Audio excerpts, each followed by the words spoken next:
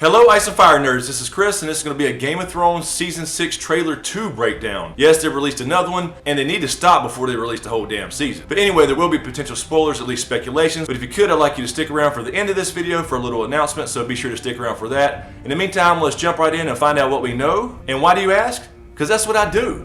I drink and I know things.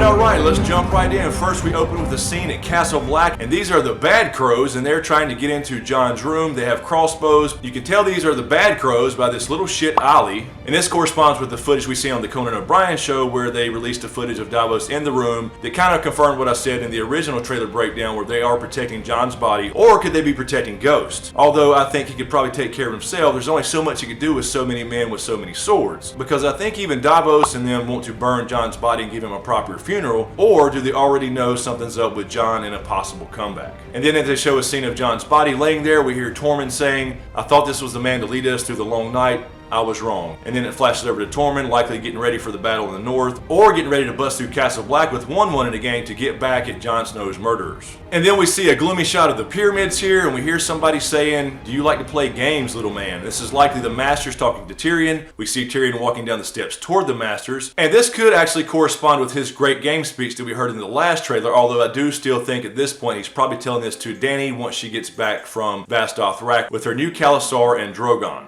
And then we see Jaime pulling a dagger on the High Sparrow, and the High Sparrow says, "You would spill blood in this place?" And Jaime, true to form, says, "I don't think the gods would mind. They've spilled more blood than all of us combined." So Jaime's a little pissed off, and rightfully so. Then we have a quick shot of Melisandre at Castle Black. I think she's probably going to lose a lot of faith in the first episode of this show. Once she figures out what's going on with Jon, or sees what happens to Jon, I should say, it's going to reignite her faith and make her realize, you know what, I was right the whole time, I just had the wrong man. We have the scene in the previous teaser where Dany's touching a hot brazier. This has to be her because I don't think anybody else could touch this hot ass brazier. And of course, like I pointed out in the previous trailer and teaser breakdown, this is her ring. Then we see an even better shot of Drogon and his huge ass shadow going over the Khalasar right before he makes the Dothraki barbecue. Man, I can't wait to see that shit. It's gonna be like Dany's gonna be in there, basically a slave, going to be a crone the rest of her life, and they're like, "You're queen of nothing, the millionth of your name," and then this big ass dragon comes in there and burns the shit out of somebody. And then we see a shot of Bran having a vision or warging into something. And this is really interesting actually. If you look right here, it looks like Bran's hand is either wrapped in tree limbs, or the roots are already growing around him perhaps, or perhaps he's just holding on as he has this vision, or he's warging something as he's seeing the future or the past, or something pretty damn frightening. It kind of almost looks like a nightmare. So is he trapped in this tree, or going to be trapped in this tree, or is he going to probably have to leave the cave? And then we start to hear Jaqen ask Arya, "Who are you?" And she replies, "No one," as the wave smacks her, as we saw in the previous trailer. And then we see Dany in Vaes Dothrak, possibly the main hut here, as you can tell by the carvings on the wood, and it looks like the other crones are stripping her down, and she's supposed to be a crone for the rest of her life, where all the former Khaleesi's go, sit there beside a lake and advise cows, so basically a slave. Of course, this is all before they see that big ass shadow in the sky. We hear Jaqen continue on his rant to Arya about being no one. He says, "A girl gets a second chance. There will not be a third." And as he's saying this, he is actually removing a face from someone's body. So this is the first time we've actually seen them take off a face. This tells you what's involved. It does take a physical face, but we don't know the magic element of it yet. And then of course we see blind Arya, and she was blind Beth in the books. Now the question here is, will they explore her warging ability this season? I certainly hope so. In the book, she does become the Cat of the Canals, a character where she's gathering information. It's part of her training, but she's also able to warg a cat to see through a cat's eyes as opposed to her own while she's blind. So hopefully they'll bring out her warging ability in the show, because they completely ignored Jon's warging in the show. So I'd really love to see another powerful Stark warg here. And then we see Sansa somewhere up in the north, likely at a northern house. We do see this direwolf brooch. She's all cleaned up. She's starting to talk like Dar Sansa. She starts to say, "This is all I think about, everything that was taken from me," as we see Ramsay cleaning one of his blades. And as she's finishing up this line, we see a scene with Walder Frey at the twins. This is not the Red Wedding. At first I thought it was a Red Wedding flashback. As you can see here, this is not the Red Wedding. This is one of his sons. This is not Edmure Tully. And also the crowd's completely different. You can see these soldiers in the background. They look to be Lannister men. And Walder Frey is raising a toast to something here, celebrating whatever, but hopefully it's going to be a toast to his own death because Sansa's going to the dark side. And then we see an expanded shot of Littlefinger here, likely in the Godswood at Winterfell due to the surroundings. And he looks a little bit worried. We see somebody approaching him. We really don't know who that is yet. I would say this is Sansa, but this would have to be later in the season once they take Winterfell back and she gets back with the Northern Army and the Boltons are defeated. So this could be Sansa, but I think if it is Sansa, after being put through what she's been put through,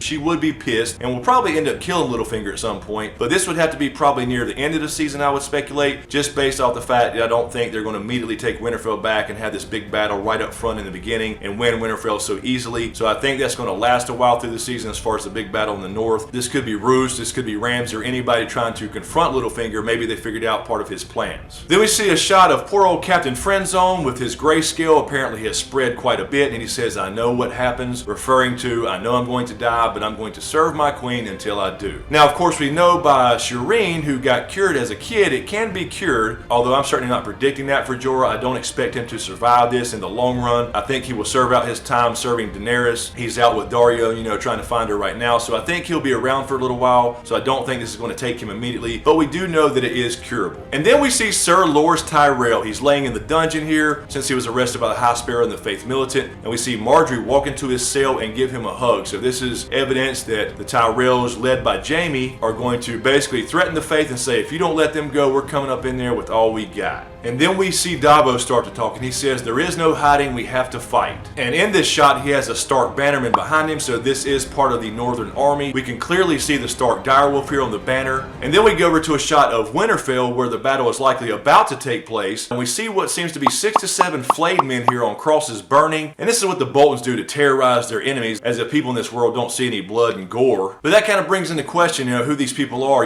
We had initially thought there was only 2 people. We had been told by the producers 2 recognizable characters will be flayed and burned. A lot of people speculate Roose and Fat Walda. The only thing I questioned about that was if Ramsay kills Roose and Fat Walda, which I certainly believe he has every intention of doing if it comes to that, because we hear him say, Winterfell is mine, come and see. I just don't think the Bolton men would follow Ramsay if he openly killed his father. That's kind of a big no-no. And then we see Varys and Tyrion in the pyramid here, and here they are talking to the new Red Priestess Kinvara, and this is going to be a conversation that goes something like this. Hey, I need you to go out and preach and say Dany's all this and all that, and she's the savior and Azor Ahai, or whatever you want to call her, because we need her loved by the people. And she's going to say, yeah, I'll do that, not because you need me to do it, because I actually believe it. Because we did see the other Red Priestess in Season 5 preaching about the Dragon Queen who is the Savior. And then we see a shot of Pike here in the dark, and then we see Balon again on the bridge from the previous trailer, and he's going to kill Balon here himself, it looks like. And then we hear Cersei start to run her trap again, as we see Jaime riding through a Lannister camp. This seems to be a Lannister camp, probably outside Riverrun. We see the red tents, we see the Lannister sigils on everything. And Cersei's saying here, stand at the head of our army where you belong. Now, she could be talking to Jaime, but Jaime is a King's Guard member, so she also could be talking to her uncle Kevin Lannister. And then as Cersei finishes her diatribe, we see more of the Tower of Joy flashback, and here we see one of the old Targaryen King's Guard killing one of Ned's men. And at this point, I still don't know if they're actually going to name these people in the show as far as the King's Guard. You have Went, Hightower, and Sir Arthur Dayne, obviously, but I would hope they would at least in some way, shape, or form, at least through dialogue, kind of let us know who's who, and maybe we'll actually see the Sword Dome. And then we see Cersei continue to run her pie hole as she lifts Thomas' chin up, saying, show them what Lannisters are, show them what we do to our enemies. And as she finishes this line up, we see the High Sparrow praying and somebody walks in behind him. This is likely Jaime, perhaps, or maybe Kevin Lannister going down to meet the High Sparrow and say, look, here's what's coming if you don't let these people go.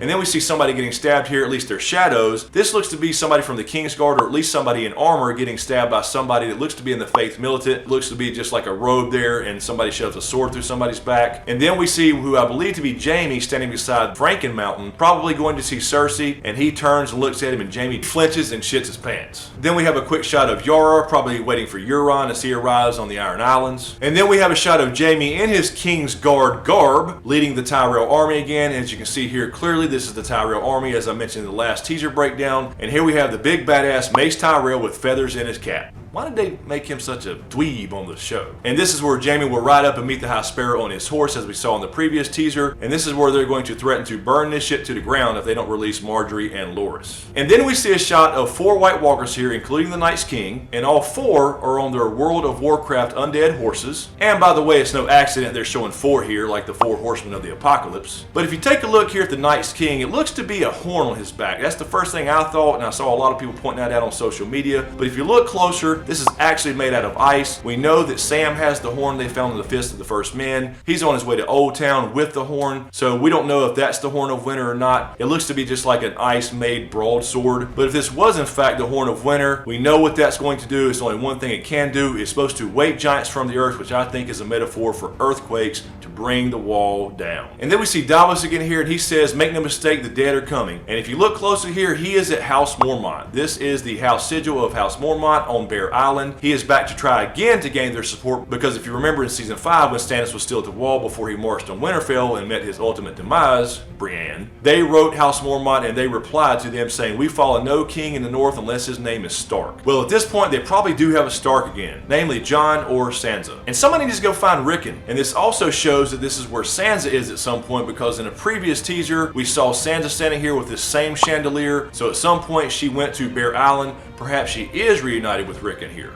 And then we see another shot of our mysterious hooded figure with the fire flail, hopefully going to be Benjen Stark. I want this to be Cold Hands or Benjen, either one will be fine with me. But Cold Hands is, at least in the books, afraid of fire because he is a white. But this figure here is swinging a fire flail and looks to be saving Mereen, like I mentioned in the earlier trailer breakdown, because you saw her behind this figure in the last teaser where she is knelt down behind a log or some supplies. At this point, if I had to choose, it would probably be Benjen's return, because I just don't know if they'll do Cold Hands for the show. And then we see the shot of the Night's King and the fire here again, and then of course we see the shot where all of them are behind the fire walking towards it. I'm not sure exactly where this is, although in the last video I did speculate this may be Bloodraven's cave. If you look in the background here, it looks like these are regular trees with snow on them. Obviously that would indicate they're outside, so this may be attacking Bloodraven's cave, or maybe at this point they're already beyond that and heading south towards the wall, or possibly a vision where they're already past the wall, or already actually past the wall. And then we see again the shot of the ships at sea, and this is likely either Euron Greyjoy coming in to Pike, or it could be Sam and Gilly on the way to Old Town, although I don't know if they'd be with a fleet of ships here, because it does immediately flash over to Sam and Gilly where Sam is about to hurl on this ship because he's getting a little seasick. That's one hell of a storm. And then of course we have the hot makeout scene with Yara and this other lady we didn't know who it was, but now we know from this scene what she is. If you look here at this little tattoo, it's a teardrop tattoo on her cheek, and this indicates she is a slave because she has the teardrop, and that is a sign of slavery in Volantis. They put different markings on different slaves' faces for builders, for whores, etc. We saw this earlier in season 5 when Tyrion and Varys arrived in Volantis. So this either indicates a whore from Volantis is over in Westeros, or that in fact later in the season, perhaps Yara ends up in the east in Volantis heading towards Dany, perhaps taking a big character from the book storyline Victarion, where he heads over to Dany to try to win her over for himself. And then we have a shot of Bloodraven here, and obviously a vision of the Tower of Joy. You can kind of see what looks like the Tower of Joy behind him, as well as some dead bodies on the ground. So he's likely watching along with Bran this fight between Ned, his companions, and the Kingsguard. We see another shot of Tormund fighting again. Looks like to be the Battle of the North. We see a mounted guy behind him, so this is likely somebody holding a Stark banner. Then we see the horses again. They love to keep showing us these damn horse shots without showing us who's on them. The formation indicates that somebody in the front is very important, so this could be Jon Stark.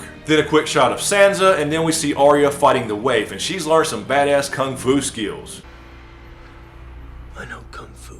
We have more Bolton archers from the Battle of the North and our favorite bastard Ramsay. Got to get a little bit of twin cest up in here, and then we have some harpies killing some people. Then we see Sansa and Theon here, and I think this is where they part ways. I think Theon will end up surviving and going back to the Iron Islands to deal with his Greyjoy situation, and this is probably when Sansa heads up towards Bear Island or the Last Hearth or wherever she ends up going. And then we see Brienne and Pod here, and they are at Riverrun. You can see here this is a Tully sigil in the background. This is likely the Lannister siege of Riverrun, which takes place in the books, just happened a little late in the show. We have her and Jaime meeting back up at some point, and then we have Sansa coming into the storyline as well. So it's going to get real damn interesting to see where her loyalties lie. And then we have the big badass Frankenmountain. He is going to crush the guy's head here, one of the sparrows, and this is likely right in front of Cersei while she's sitting there laughing and drinking wine. A quick shot of the underbelly of Drogon flying this time, and then we go over to our favorite Aunt Tyrion back in the pyramids talking to Missandei and Grey Worm, and he says, Dragons do not do well in captivity. Missandei says, "How do you know this?" And he says, "That's what I do. I drink and I know things." So this indicates, like we know from the books, and like I said in a video a long time ago in a galaxy far, far away, that this is exactly why Dany needs Tyrion, because he is familiar with dragon lore. He read about him as a child, he dreamt about him as a child. This feeds the theory that he is in fact a Targaryen, and this actually confirms what Val and I said from Because Geek in our Tyrion predictions video, that he is the one suggesting, and he will be the one going to release the dragons. And then we see a different angle here for the battle in the north, and this is the Bolton shields against the northern houses. You can confirm here that there are in fact at this point other northern houses fighting for the Stark side. We see a Stark banner here, we see a Hornwood banner here, and we also see a Mormont banner here from Bear Island. So at this point, Davos and those guys have gotten their support, and they are now in the battle for Winterfell against the Boltons directly, along with the Wildlings, Tormund, Giantsbane, etc. But what's interesting here is in the background you see 3 people on horses. Now a lot of people have speculated this is the Night's King, and when I first saw it I was like, yeah, damn, that's gonna be badass, because nobody should be sitting back there watching this battle take place, because in this world the commanders are right down there in the shit with everybody else. But if you take a look a little closer,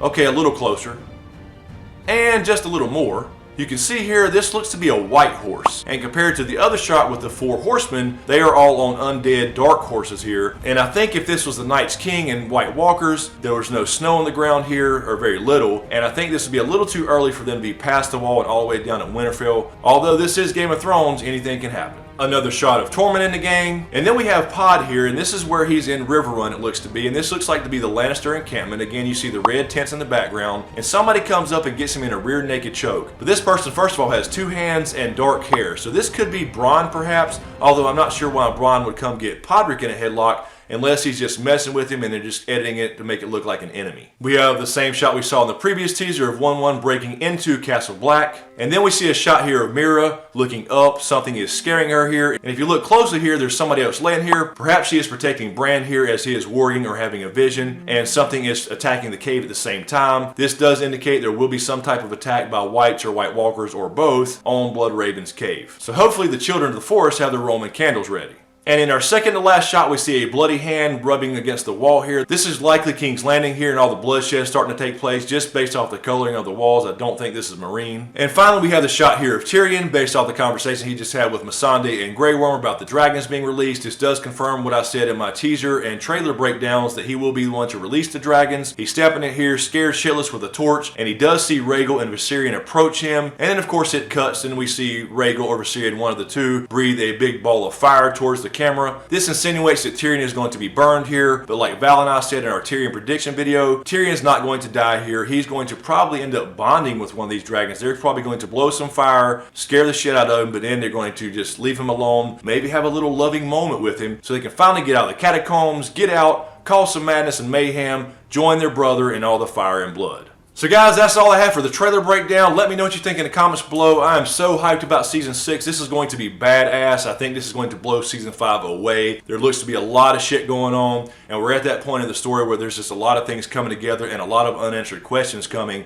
which will probably create more questions. Also, if you're still here, thanks for hanging around. I wanted to quickly say thank you to all you guys. I just hit 10,000 subscribers, and I can't fucking believe it. This is freaking insane to me. I came into this thing starting YouTube thinking, you know, I'll join this community and see what happens, and this thing has taken off more than I ever thought it would. So thank you guys so much. I really appreciate it. And really quickly, I want to say a special thank you to Val from Because Geek. She has helped me out so much, and I hope in some way I've helped her out in return. We've learned a lot together as we started our channel Because Views together, and even before that. She really helped me step up my game. And to all you other Game of Thrones, Ice and Fire nerds out there in YouTube land as well, I watch all your channels and see what you do and enjoy a lot of your stuff as well. I'm a big fan of you guys. So thank you, even though you might not know, you're helping me out as well. So thank you for that, guys. And also really quickly, I had a lot of you guys asking about a Patreon account. This actually started months and months and months ago, and I actually did open one, but I never actually announced it. But at this point, since I've hit this milestone, I kind of wanted to wait to hit a milestone like this, 10K subs. I want to officially announce I do have a Patreon account. It is patreon.com/smokescreenvids. This is just something that will allow me to get to full-time faster. That is my goal at this point, is to go full-time with YouTube, and this would allow me to get there faster and devote the majority or all of my time to YouTube versus